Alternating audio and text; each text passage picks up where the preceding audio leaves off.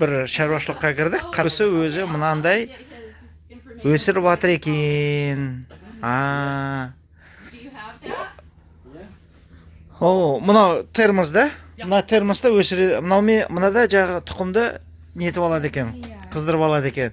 Ай, сәл-пәл өсіріп алады екен. Мұнда микроклимат жасайды, температура береді, влажность береді.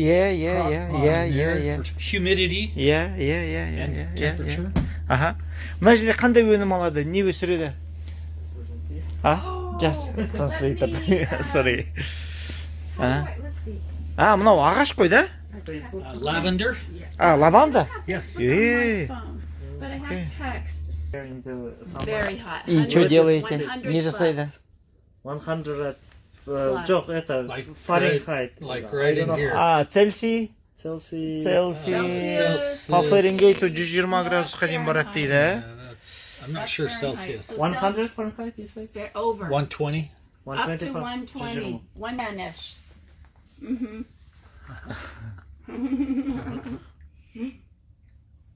Это 48 ба? Вау! 120? It can get up to that. Қай кезде қоздайды? Қай кезде қоздатады бұл кісілер? Жазда қоздата ма жоқ па? Ыстықта қоздатпайтын шығар. Did your like make a lamp on the summertime? No.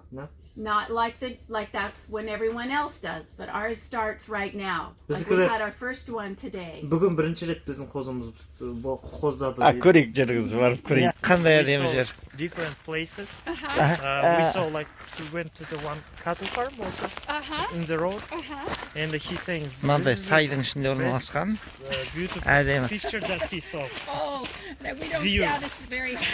Бұл кісілер қанша уақыт бұнда кәсіппен фермермен айналысады? So like I said, I'll show you our barn burned down, and then he took a job off farm for most of last year, which really set us back. So we're in a rebuild mode right now. But so all that you see down there, we either is our property or we're leasing, and it's mostly a vegetable farm. Мынау негізінен көкөніс өсіретін ферма дейді. Біз кейбір жерлерін беріп жатырмыз, кейбіреулер өзіміздікі дейді. Қанша жері бар? Есіңіз келеді. Гектар. How many acres here? It's like 5 acres. 5 акр. 5. Бір акрда 404 гектар бар. 2,5 сотық. Окей. Мен келдім, сіздерге ақпарат болсын. Кореядан келдім. Кореяда 1 гектар жерден $200,000 кіріс кіргізеді. 1 гектардан? 1 гектардан, то есть 2 акрдан. Айтшы. He was in the Korea recently and saying that some Korean farmers receiving benefit. Қанша деміз? $200,000. From 2 acres they getting 200,000. Yes. Америкада қалай примерно? How about the United States? We have a farm conference coming up in this weekend in Utah, about an hour away. You have to say. And Jean Martin Fortier from Canada is coming, and he does the same. He gets about the same thing. 200,000, 300,000 from a couple of acres. From 2 or 3 acres. Не дейді? Осы 1-2 аптада Ютада не болады дейді? Фермерлардың конференциясы болады дейді. Сол жерде бір кісі дейді, тоже осындай 1-2 акрдан $200,000-300,000 жасап жатыр. Their barns Ох ты, өртеніп қой. Проблем да? Yeah, burned. So will this year. Өртек бетті дейді. Бізде мынандай ырым бар Қазақстанда. Өртенген жерге байлық деген асып тасып төгіледі. Ырым бізде бұрыннан қалған. Ырым деген Well, you generally, if you will rebuild, we already have plans, so it'll be a better barn than it was. Ел беріп жатыр ма аналар? Ешкіге? Это Happy New Year, да? О, міне ешкілердің They қарағандай. love to eat our Christmas tree. Крисмас, да, Крисмас. Uh-huh. Ай, сауады ма? Do you Yes. milking? Е, о, бұлар сүтті қалай береді екен? How many milks they can give? Ну, примерно, средний. Approximately. How much? What? Milk per year. Milk. Per day. Oh, well, as you can tell, most of them are getting ready to have their babies in a few weeks. So most of them are dry, ready to kid. But I am milking 2, and I get a half a gallon of milk from the 2. They're down in their lactation because they're getting ready to have babies. But in the general time. General time, I can get about a half a gallon of milk per goat. Қанша? Былай дейді. Қазіргі уақытта бұлар сүтті берейін деп жатқан ана қозы Қозы? берейін деп Лақтар? жатыр дейді. А, е. Сол үшін сүттері аз дейді. Екеуі ғана сауып жатыр дейді. Қалғаны сауға жарамайды. Соның екеуінен жарты галлон алып жатыр. Ну, Бірақ жай кезде дейді. Бір ешкі жарты галлон береді. жарты галлон деген қанша литр? Жарты галлон дегеніміз 3,5-ның жартысы 1,75 примерно. 1 литр 75. Почти 2 литр, да? Мына кісілерге ешкілердің тұқымы жақсы екен, ірі. Constitution, respect, хороший. Да, хороший. Да. Это кім жұмыс жасаған бұнымен? Жағы мынаның генетикасымен кім жұмыс жасаған? Жақсы жасапты. Yeah, who made the breeding for them? Like, You know, we've had milk goats for several years and we've tried different breeds, and these have just been the offspring of the ones that we... біз дейді, әртүрлі бір компаниялар бар дейді. Солар арқылы. You said different companies that make Different breeds, but these the Nubian and the Alpine breed have been what we have found Нубийский көріп тұрмын, Нубиян. and мынау? Alpine. Alpine. Yes, Nubian. Nubian. Alpine. No, Alpine? Yes. No, гибрид, это no Alpine. Oh, that's Да. F1. F1. Yes. Mix F1. Біз 7 жыл болды дейді, осымен айналысып жатқанымызға. Ең жақсы көргеніміз осы породасы. Иә. Екенің исін сезіп тұрсыңдар ма? Бой! Мен. Текенің исі ұрып тұр. Көкөністер бұл. Мына же. Мынау greenhouse, да, будет его здесь? Мына кісі қазір соған дайындап отыр ғой, иә? So he's preparing for this, yeah? Yeah. That he showed already. Oh, yeah. Иә? Менің айтып жүрген концепциям, что әрбір шаруашылық, міне бір теплица, міне еще. Әрбір шаруашылық осындай кіріс кіргізетін бірнеше түрі болу керек. Томата, да? Томата? Окей. Міне. Bring them up. Иә. A bit. We have traveled. Міне. То есть, айтамын, әрбір шаруашылықта бірнеше кіріс кіргізетін түрі болу керек. Yes, that would be wonderful. I would enjoy that. Біз де сондай деңгейге жетуіміз керек. Қызық болғанда, мына кісілердің ең бірінші қозылар туып жатыр екен бүгін. Алмасбек келеді деп. Ай. Красавчик. Сонда мынау породаның аты қандай? What you say the name of the breed? Navajo, like the Indian. Navajo. India. Индийский Наваха деген. Мынаның құйрығы бар ма? Originally from Spain. Құйрығы бар ма? Құйрығы бар. У Дженнифер Лопес сияқты құйрық бар ма? Yes. Most people dock them. And we've Yeah, gotten сәл to құйрығы бар see екен. why, and now we're starting to understand why a little bit, but it is a native Құтты қонақ келсе қой туады дейді. Ең бірінші қозыларын алып жатыр екен бұл кісілер. Дұрыс болыпты. Let them run out here. Boys? Girl? Lamb? Boys? Girl? Girl? Oh. Все. Не. Да. Не беспокойте. She's getting fat. Ага. Well, they're fine. Поилка. Поилка просто не. Что даете?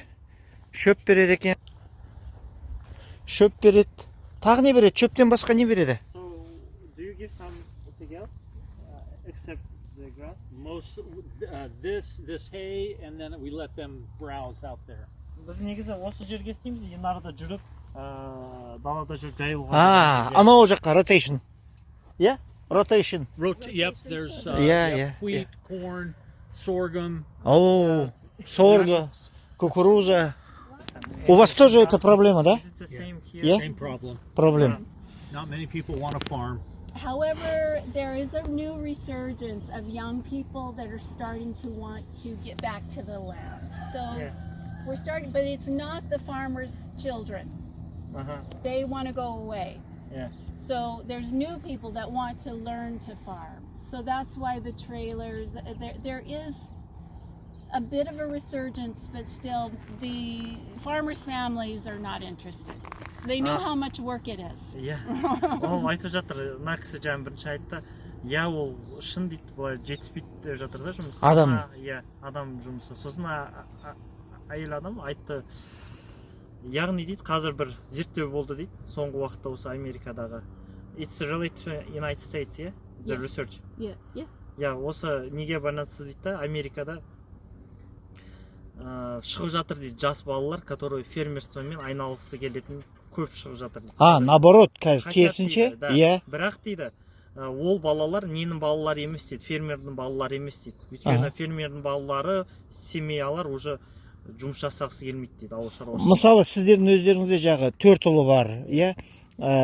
Ешкім қалған жоқ, иә, жұмыс жасауға? So, no one of your kids don't want to work in the farm. No.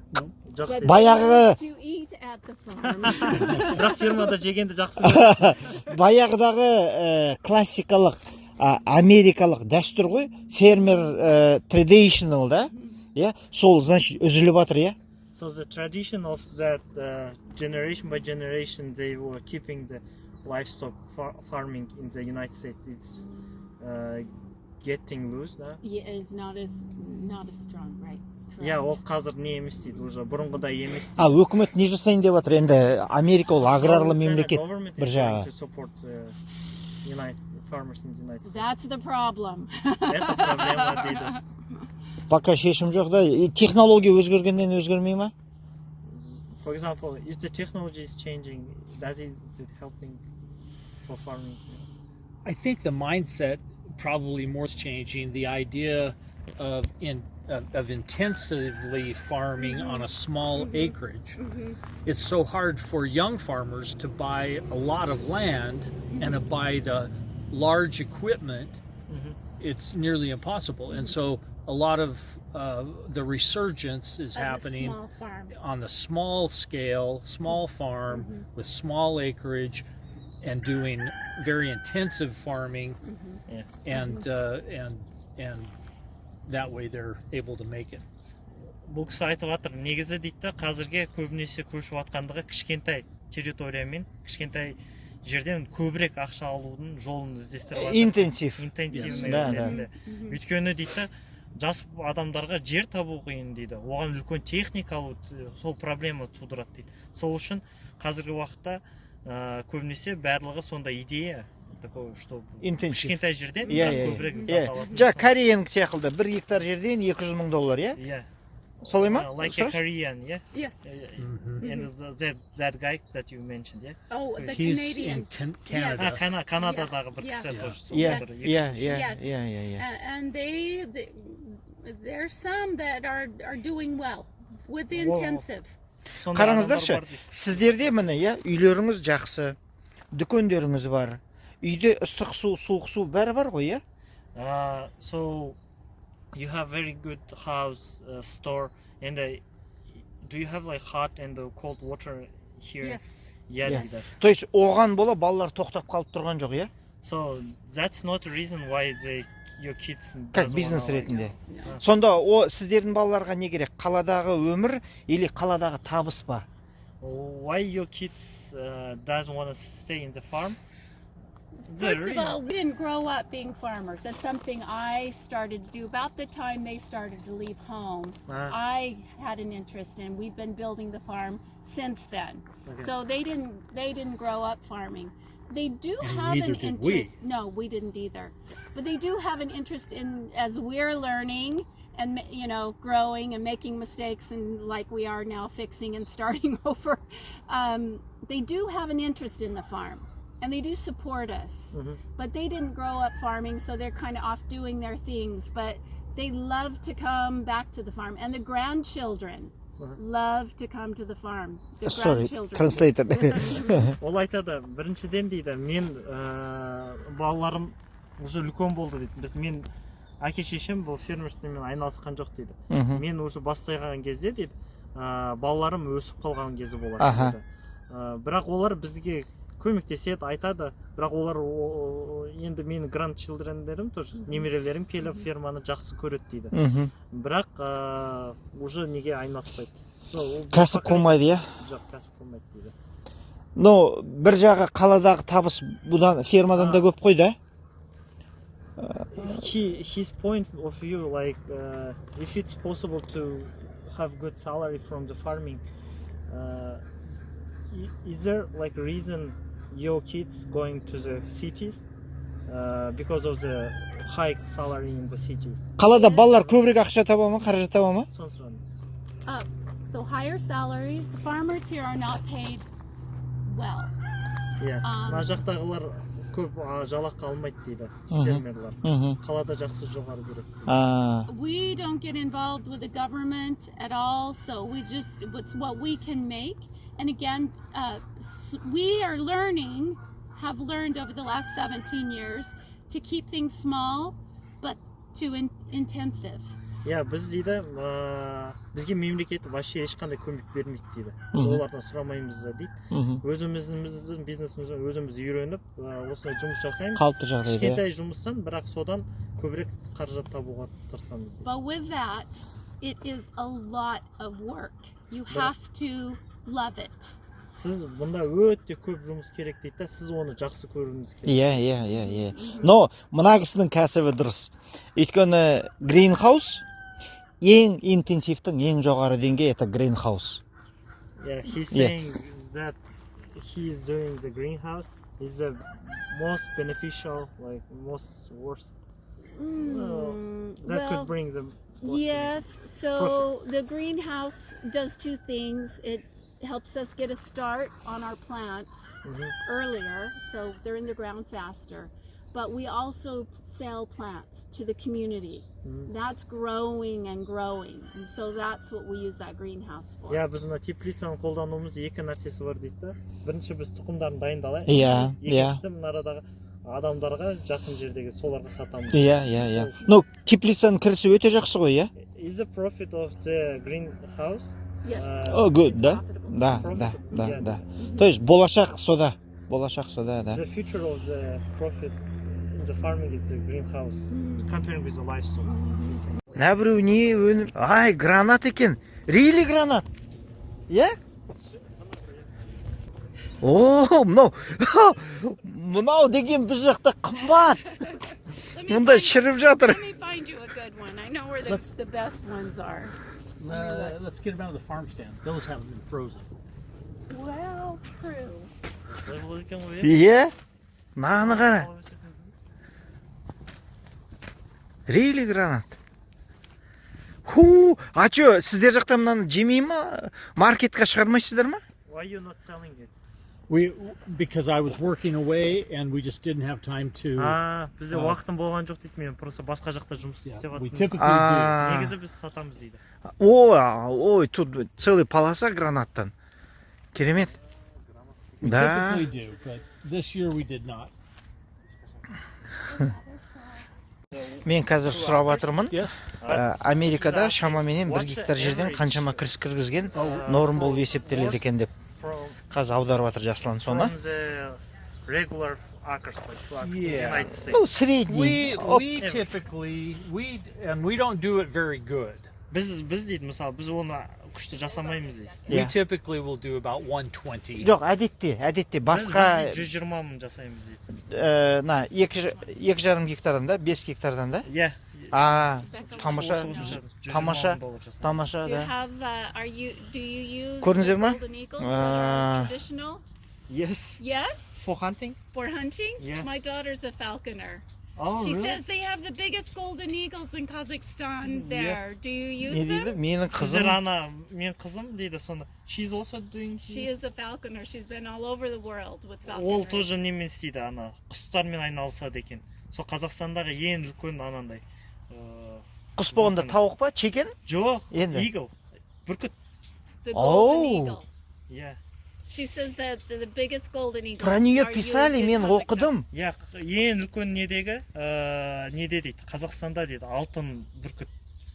Какой-то бір награждение ма, бір некесі бар ғой дейді. Иә. On speaker. Well, Hi. anyway. Бұл кісінің қызы бүркітпенен айналысады екен, и әлемде біздің қазақтың бүркіттері айтып жатыр, ең үлкен деп.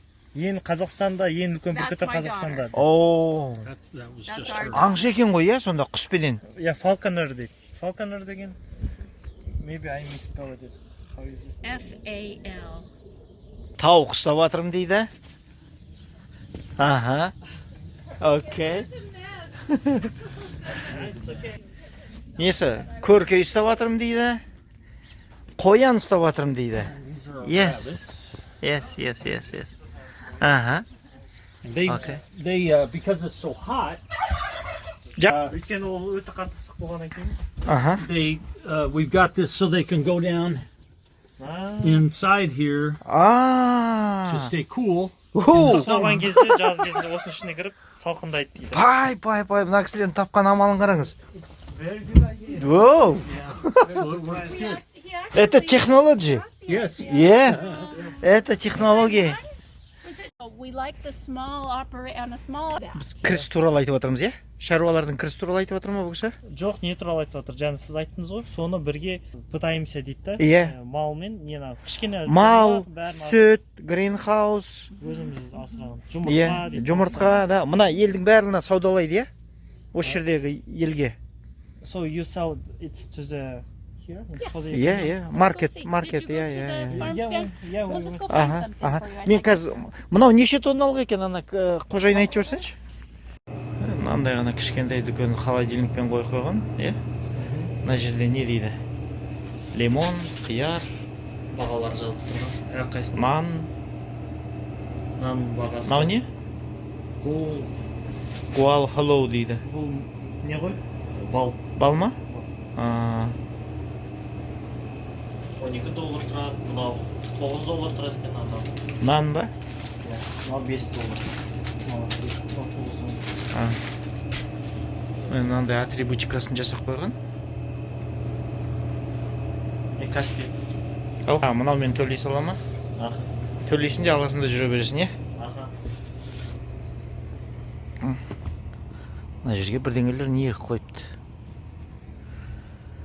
Мына жерге свекласын не қойыпты.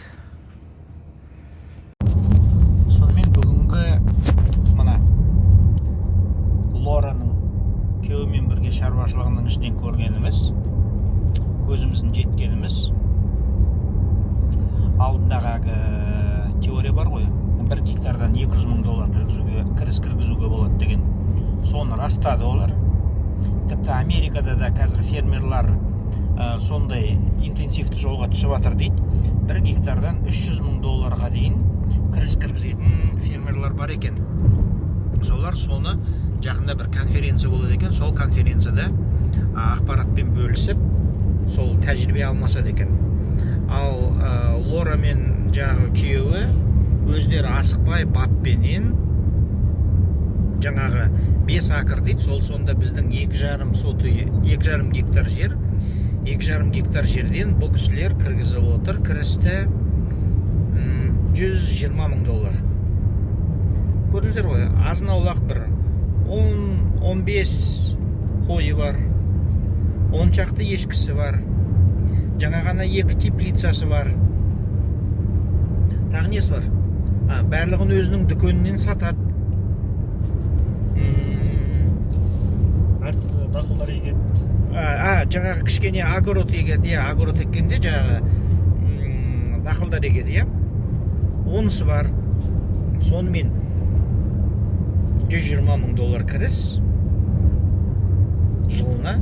Ол біздің Қазақстанда өте жақсы кіріс. Сондықтан осы интенсификация жағына, иә, тауықтары бар екен, иә, қояны бар екен, тағы несі, көркейі бар екен. Көркей деген индюк дейді бізде. Вот. Сонымен кіріс көзі. Ойланатын жағдай. Жақсылап ойланатын жағдай.